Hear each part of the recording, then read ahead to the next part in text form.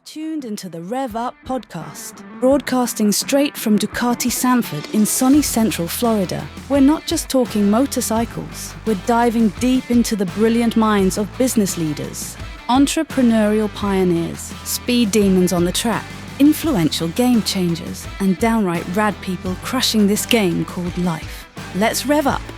Welcome to the RevUP podcast. I am Nate. We got Ducati Dave here, and we have a really special guest today. We're super excited to have Chris from Hart Huntington with us. Thank you, man. Welcome. It's been man. Yeah, we've been trying to get him on for a while, so awesome. Yeah, happy to have you here. Thanks for having me. Yeah, thanks for coming, man. Thanks for coming. I know this is your first podcast, so it's kind of cool. It is. Yeah, bear with me. Yeah, no, it's I hope okay. I do a good job. Listen, we're just hanging out, talking, bullshitting, having some fun. So don't worry about absolutely. it. Absolutely. So, Chris is actually a customer of ours too. So he bought a desert sled. So he's one of the first. Actually, it was the first, wasn't it? That ordered the Fast House Desert X. Not Desert X. Desert Sled. Yep. Oh my gosh, I'm messing up. So yeah, because you know that they don't make them right now, so we're so focused on the Desert X. But yes, he ordered the first Desert Sled in the Fast House. The Fast House, and there's a reason for it, though. You want to tell us about it? There is. So one of the guys that actually he's one of our brand ambassadors. I guess we'll get to my background a little bit in a minute, but his name's Jordan Graham. You guys are probably familiar with him. He races Ducatis. Yep, very much.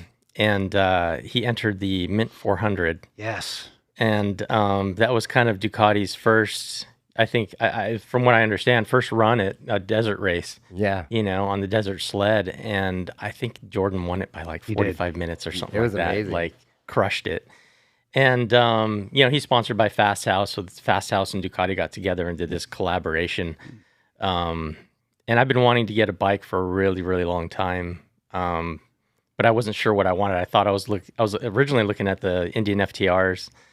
But I wanted something that, you know, I can take on pavement the majority of the time, but if I saw a dirt road or a gravel road or something like that, and I just wanted to split off, you know, tear down that, I wanted something that you know, could be a lot of fun there too. A little bit of everything, right? Yeah. So I was super inspired by that bike when it came out, and I immediately was like, all right, where's a local dealership? You know, I gotta see what I can do to get my hands on one. Yeah. And I emailed you guys, and Dave answered right away. Yeah. And good job, man. He's like, I all did right, my job. You just need to put down your deposit. We'll put you on a waiting list, and I'll let you know when it comes in. You know, right? And they only made 800 of them. Yeah. Mm-hmm. And which is really cool because you're very unique. We only got, I think, 4 total. We ended up 3 at first, and then 1 I got by accident. Yeah, an extra one. And I know that we skipped a little bit about talking about you, but the reason why I did that is 1, you're wearing the shirt. 2, how you got to know us and how we got to know you. I didn't know who you were. I didn't know, you know, we're both into tattoos. Yes. Your cousin is Josh Woods. Yep. When we started talking, the reason why I wanted to do it like this, so when Oscar left us, he actually worked with you for a little bit. Well, today is his first day back with us. No way. Yes, he came really? back. Yes, today's his first day back. That's what awesome. I wanted to share with you and kind of keep it that's secret. great news. But yeah, tell us a little bit about you, who you are, what you do. We know Hart Huntington, which is, so I found the TV show a long time ago. I was friends with, and still friends with Danny Knight. And I got to meet Adrian, was it Tig?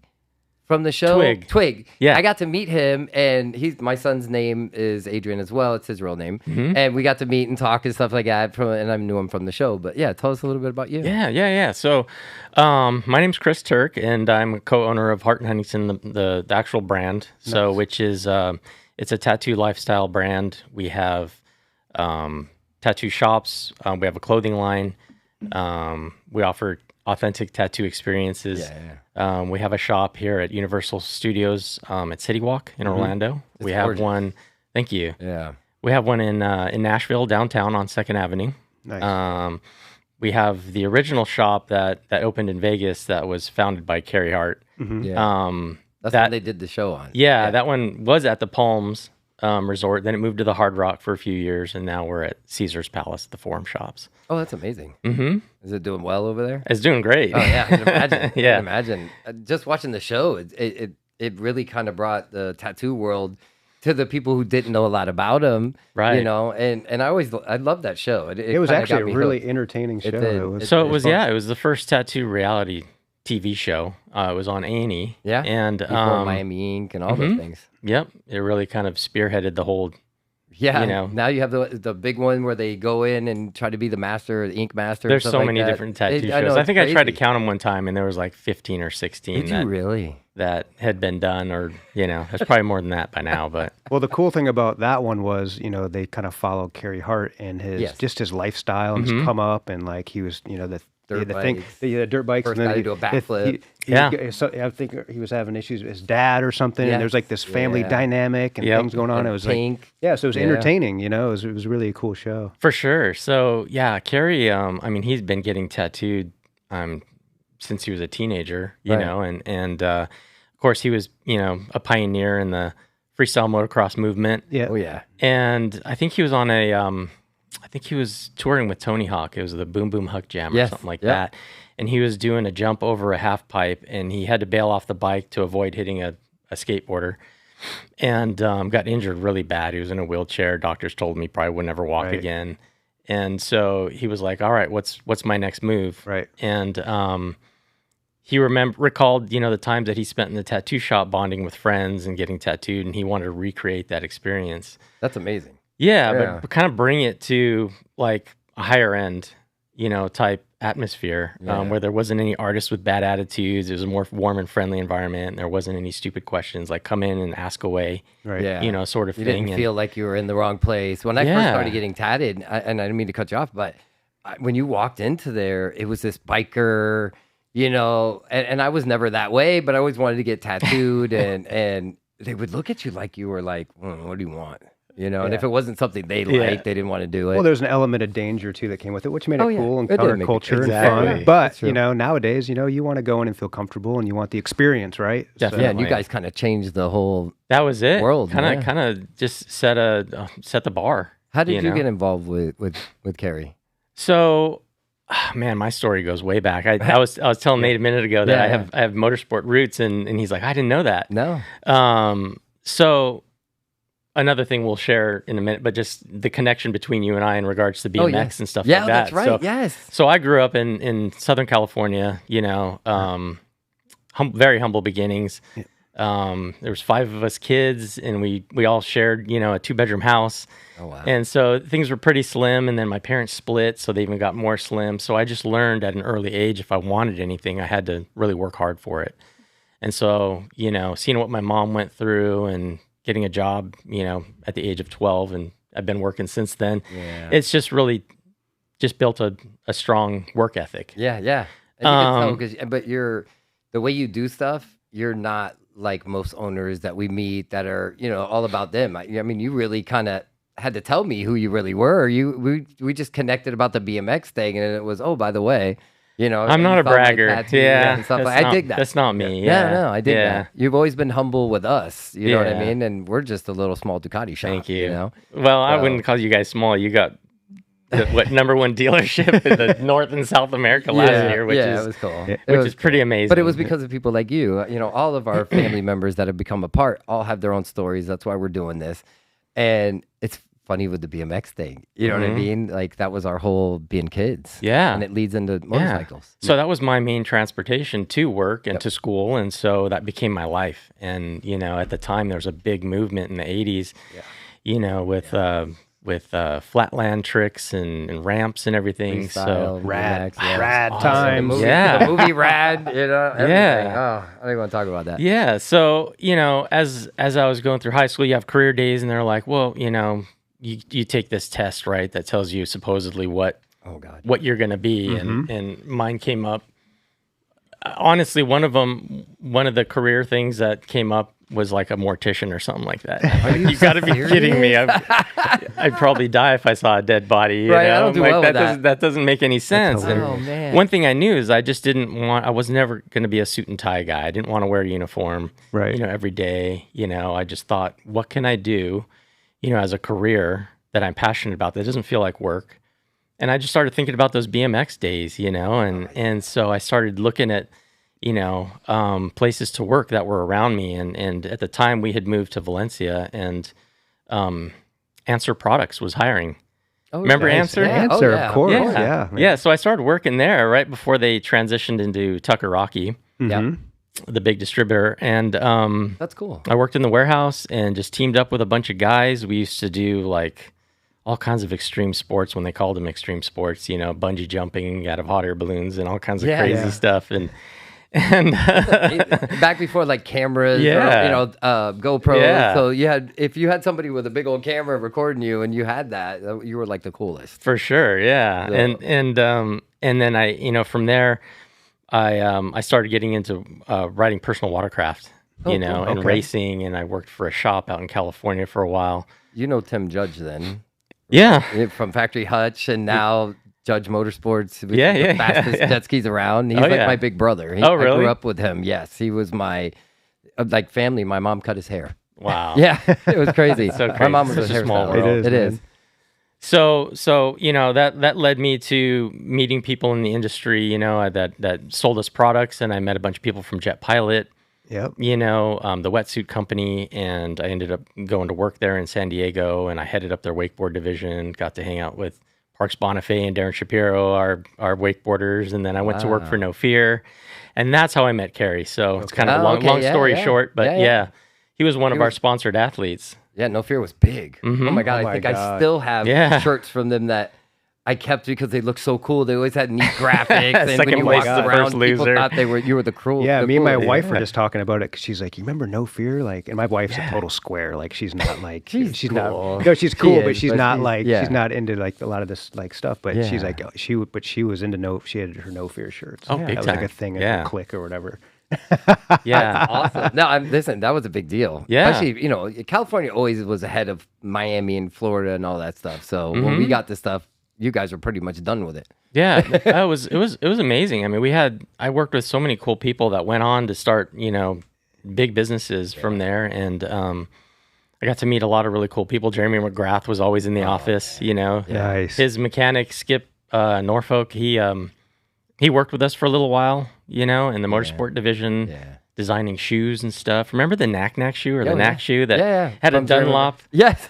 tread Tread, tire on yes, the bottom yes. and a plastic kick plate in it so you can Wow. ride your bike. Yeah. I mean, always we wanted just them, made and I some never cool got stuff. them. Yeah. I never got them. I think we saw them in a magazine, but I never saw them in person. I've never seen them in person. Tell me you own a pair. Oh yeah, yeah. Do you Yeah, I really? used to You got- sell those. Yeah, I know, but you have I to was show calling me what they dealers all look the like. time. Yeah, Yeah, I collect shoes and stuff like that. So Yeah. I'd love to see what those look like. yeah, they're Like pretty in person. cool. Oh my God. It was a work hard, play hard culture for sure. Yeah. Yes. That's how we live. we busted our asses, but we had a lot of fun. It's amazing. Yeah. There's only one way to live, right? Yep. So you end up. So I saw what what was happening in the company. They started opening up their own stores, and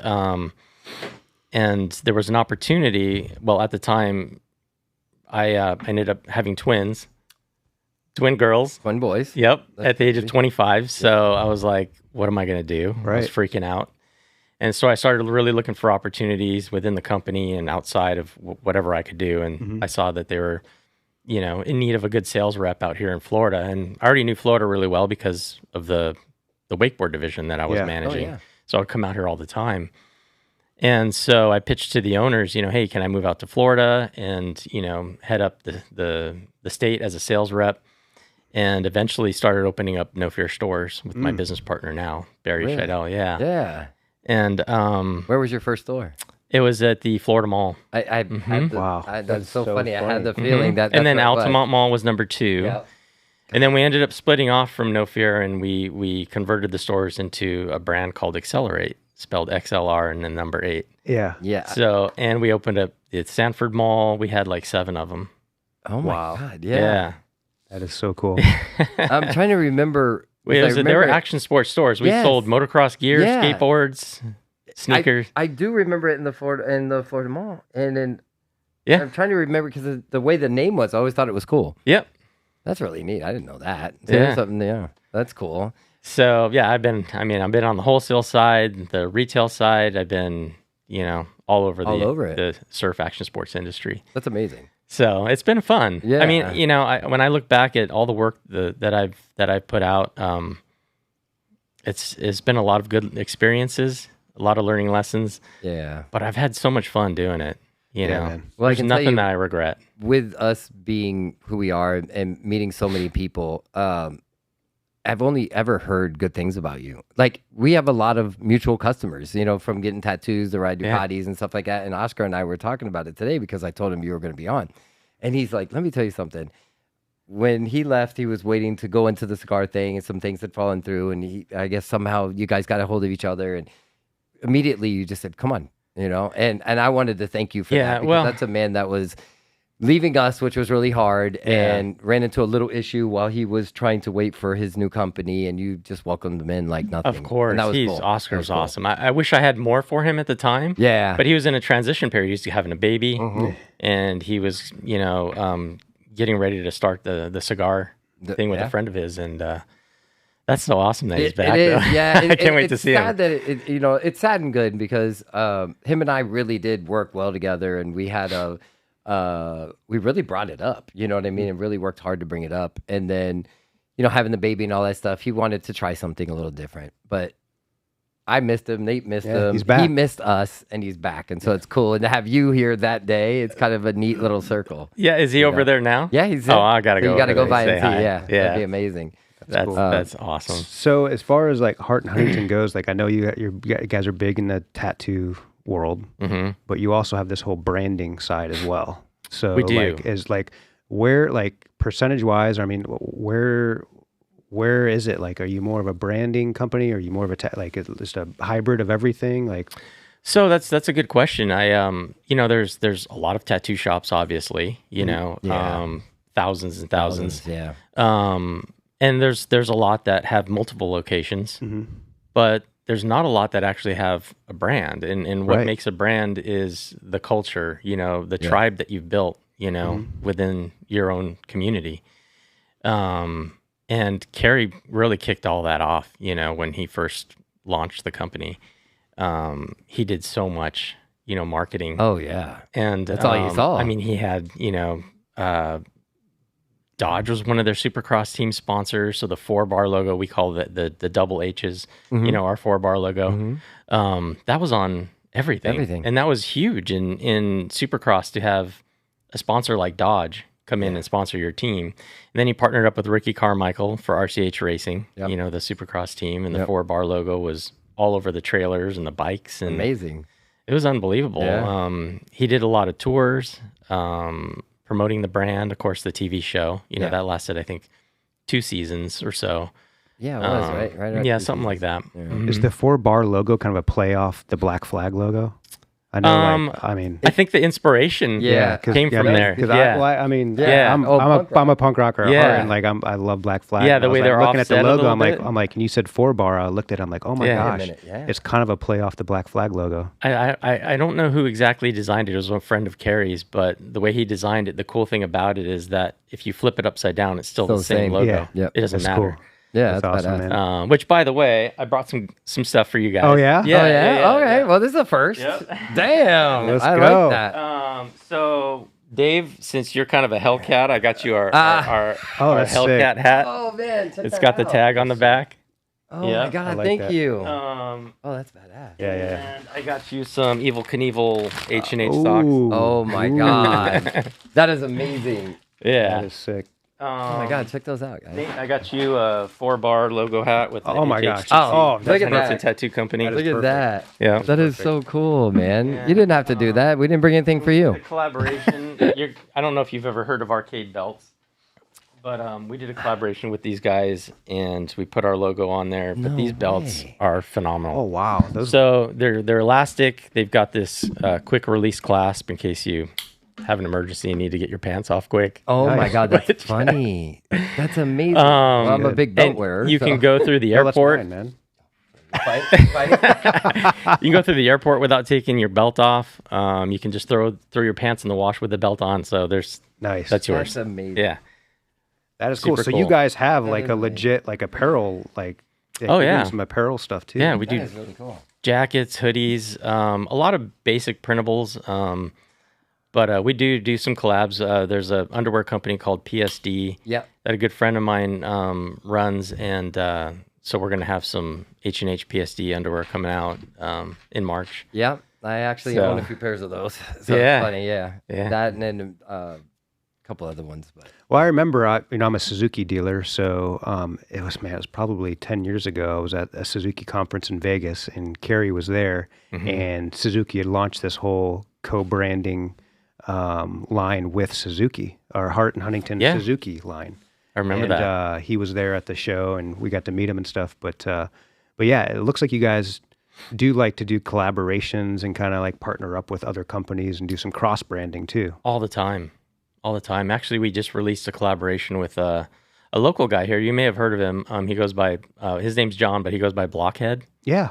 He's come into our shop. He's over in DeLand. Yeah.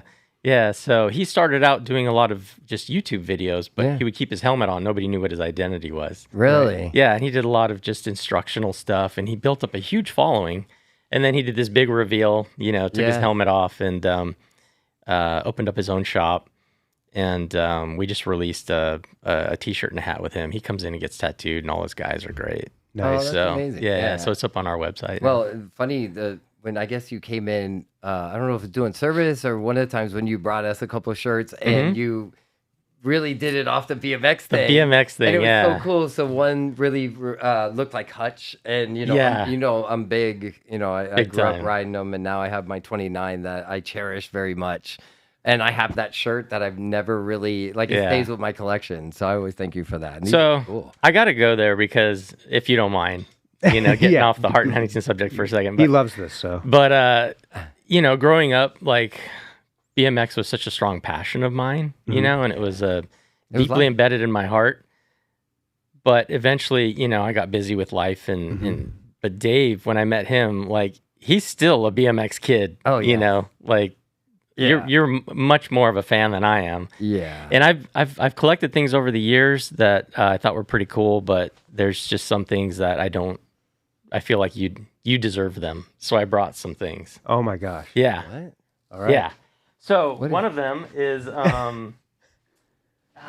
you obviously know what Freestyling is, the magazine. Yes. Yes. Yes. So when I owned the Accelerate stores,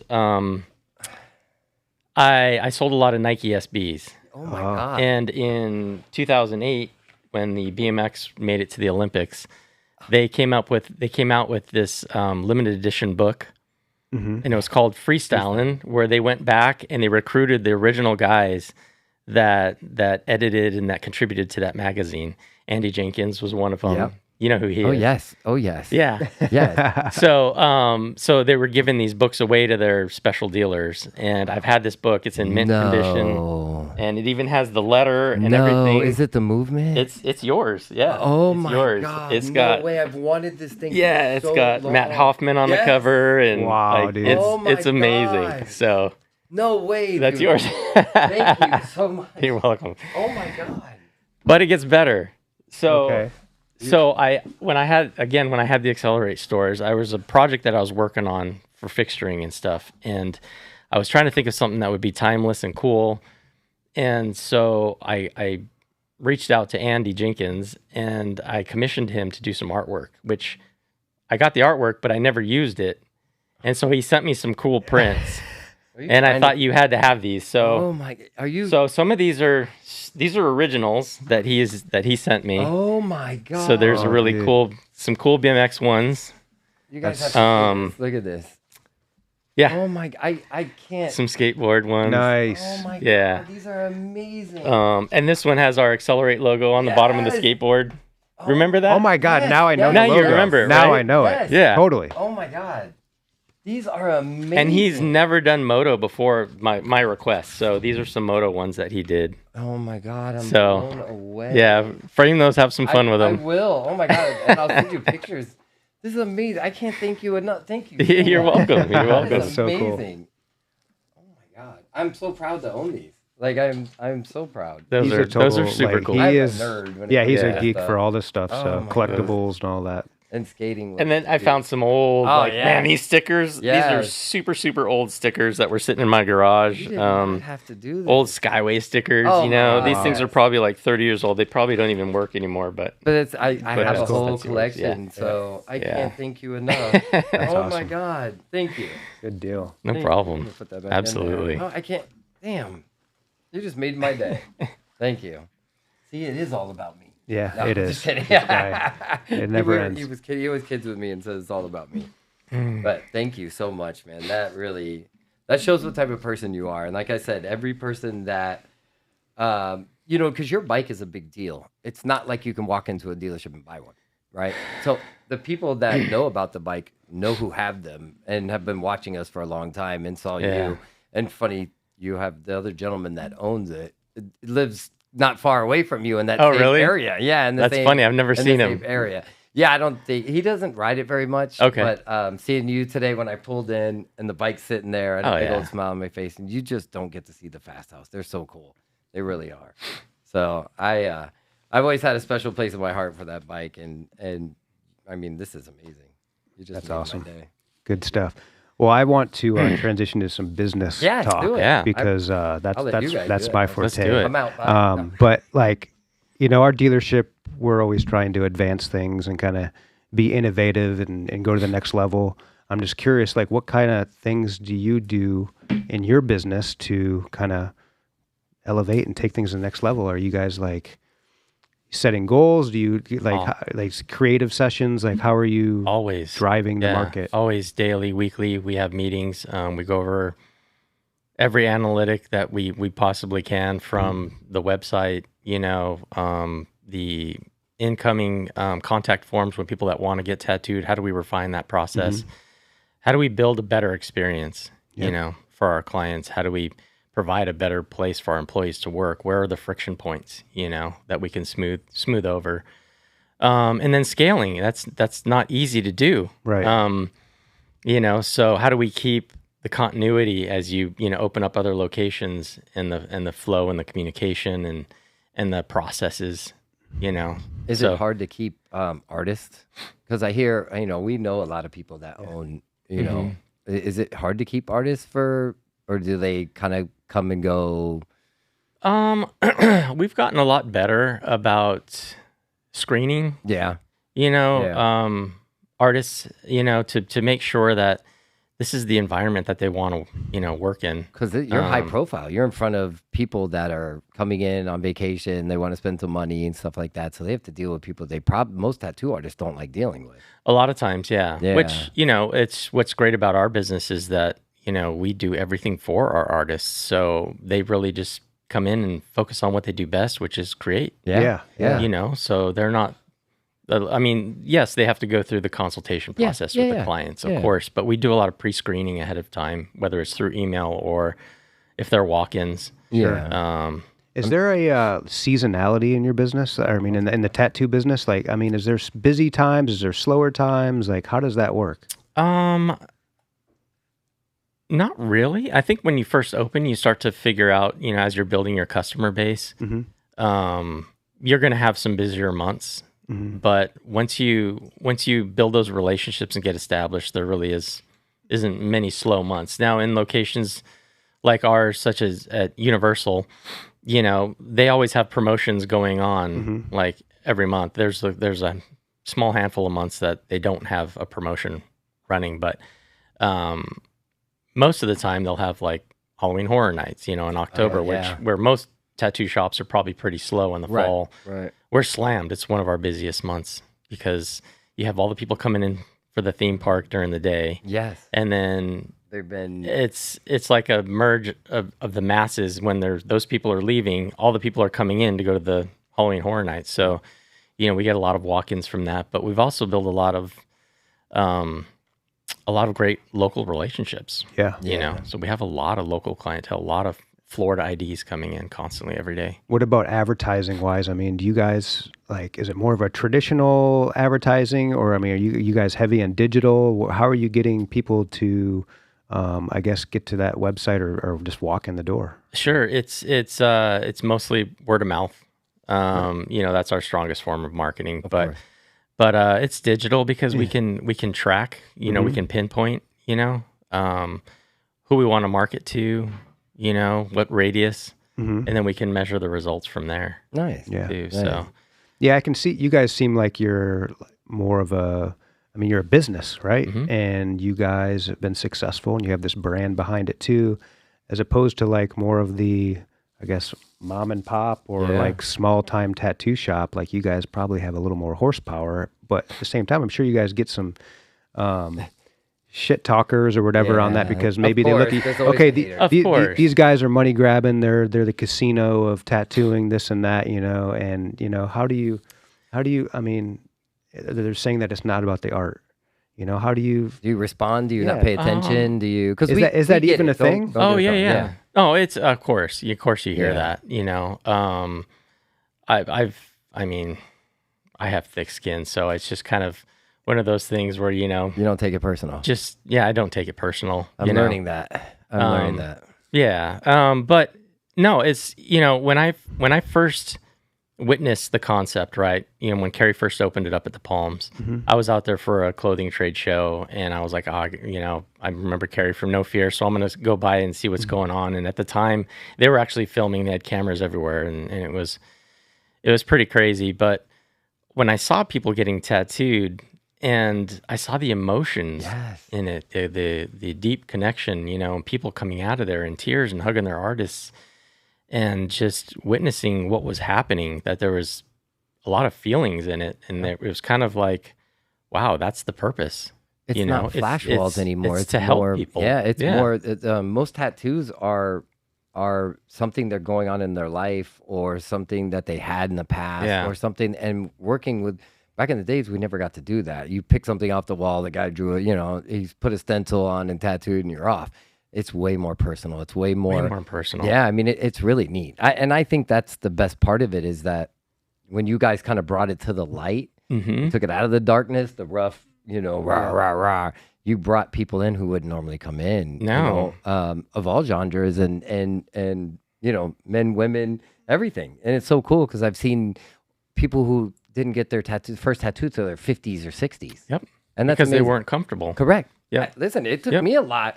And I come from, when I came from Miami and stuff like that and moved up here, when you found the tattoo shops, they were kind of like, when you walked in, it was edgy. It was no joke. Yeah. I'll never forget the first tattoo I got at the place. It was a biker lady. And it was. You got a problem with bikers, man? No. This isn't the right platform. This wasn't this type of biker. This was like, the real stuff from back in the days. And it's... Our business, it's kind of, in a way, it helps so many people, but it's sort of a church for the hurt in a way, because a lot of people leave healed. It's a church. It kind of feels like a church for the hurt. That makes them that's amazing. That was really cool. Because there's a lot of people that come in, they're looking for maybe a memorial piece, or they're wanting to celebrate a big accomplishment, or they're feeling something. There's a lot of feelings involved. Yeah. A lot of emotional connection. And if it was a money grab, that would have been a big come in and grab it while you can, while the TV show is happening. Right. Yeah. And then get out. Because it's hard to come. You know what I mean? I just wanted to make I saw the purpose in this business. And I wanted to make a big of an impact as I could on as many people as I could. Yeah. And where could we do that? It's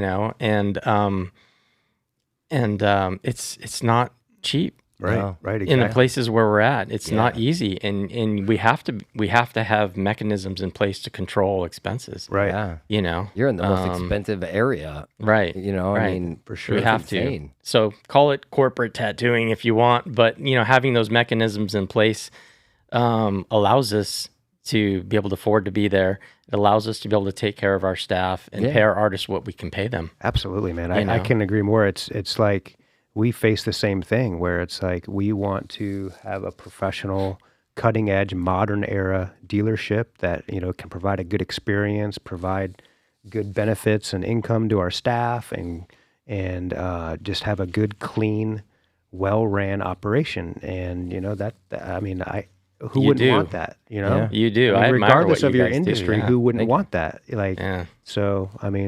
I'm glad you're able to kind of clarify that for sure. It is. Yeah. It's really cool because I mean, you had that it had the height, right? And then when it goes away, you kept it going, and you never let it leave that. You know what I mean? No. It's always been. We're right always there. progressing. I mean, when you think of tattoo shops, that's one of the biggest names in all of tattoos. You know what I mean? Right. There's a lot of TV show shops that have come and gone. Correct. You Come and know, you don't gone. hear much about them. Come and gone. That's But I mean, we've only grown.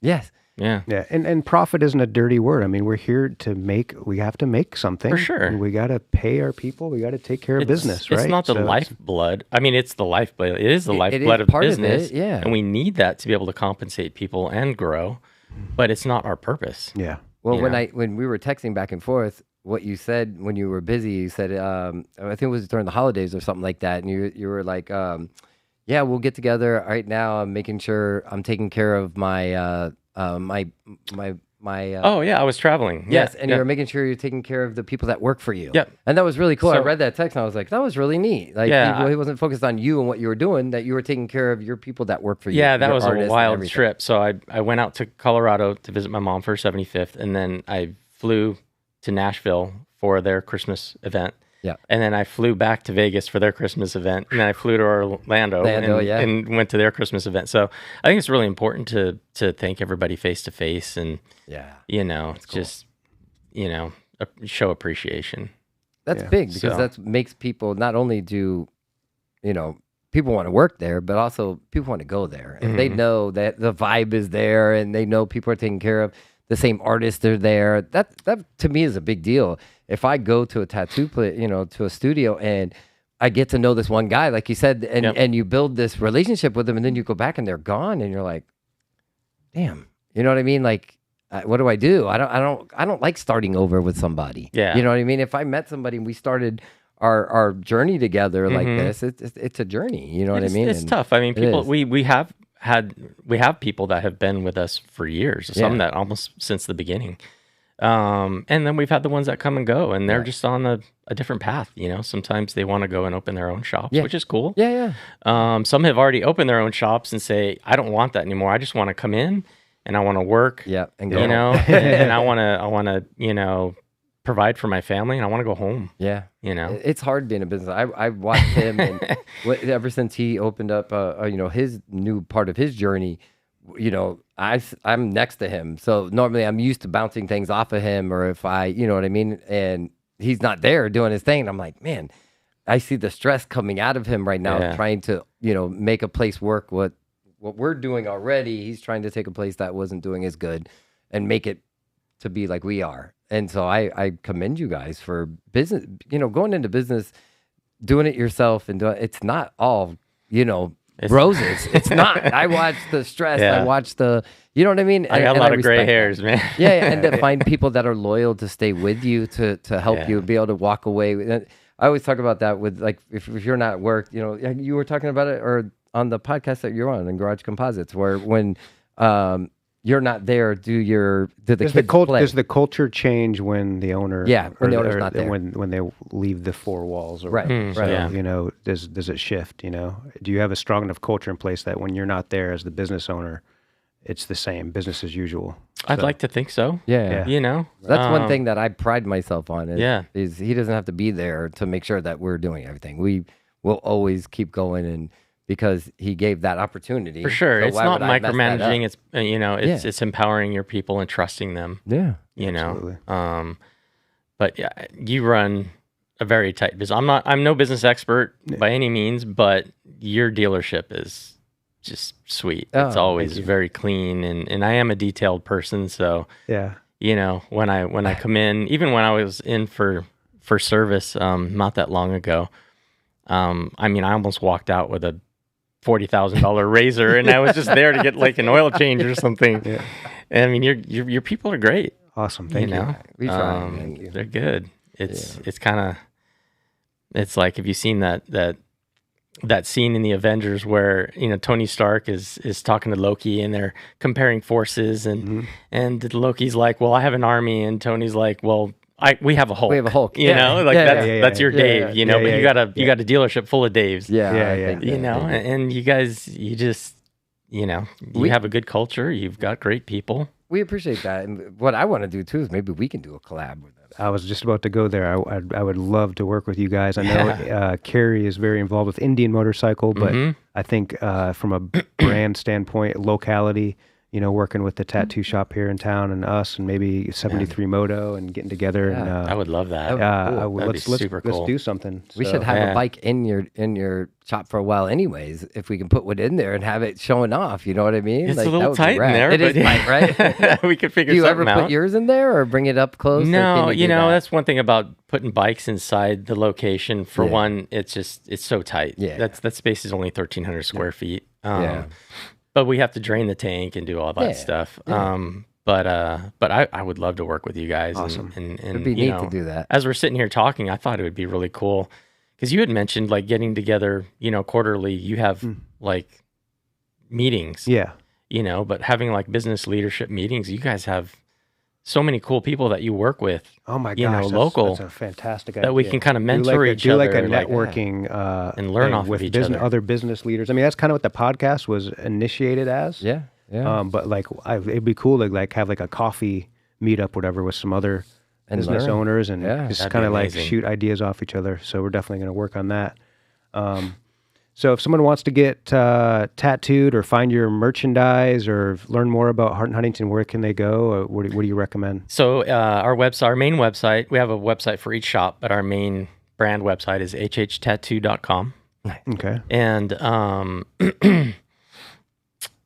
Instagram is hhtattooco.com, so CO after that. Yeah. And then that's where they can go to, you know, look at our locations, book an appointment, buy merchandise.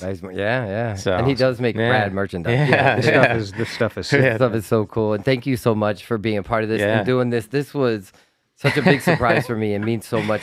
You know, I figured you'd enjoy that. Oh my God. He's going to be talking about this forever. And then some. Yeah. And then some. So, but thank you for taking the time. You're a busy dude. I appreciate you guys having me. Just being able to do that and then, you know, getting to see or learn more about you and how you did this. This is cool. Thank you for coming. Awesome. Yeah, man. I'm hoping that we can get together, you know, more often. I want to come out for more events and stuff too. We need that. I think you guys are you having a bike night tonight or something? It's actually at 73 Moto. Is it? Okay. Yeah. Yep. Cool. Yeah, definitely. I might stick around for that and then too. let's work on doing a Ducati Sanford collab. Yeah, for sure. Let's do something. Now you can go beat up on Oscar over there at the shop. Yeah, it's awesome. He's going to be happy to see you. Awesome. So, Thank you. Good deal. Thank you. Thanks for coming on. Yeah, thank you. Thank you everyone for watching. You can subscribe on YouTube. You can catch us on Apple, Spotify, and there's various other platforms out there. But we appreciate you. Thank you so much. And we'll catch you next time. Don't forget, rev up. Rev up.